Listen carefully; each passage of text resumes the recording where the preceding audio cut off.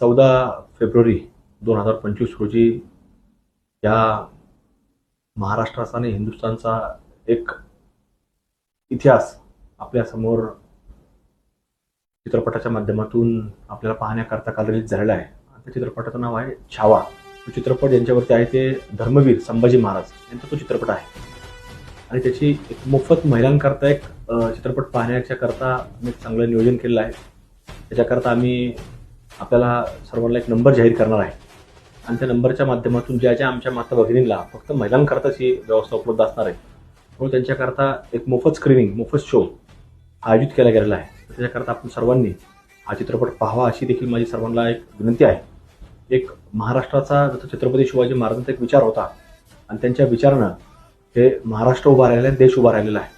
त्यामुळे त्यांचे एक पुत्र धर्मवीर संभाजीराजे यांच्यावरती आधारित तो चित्रपट आहे.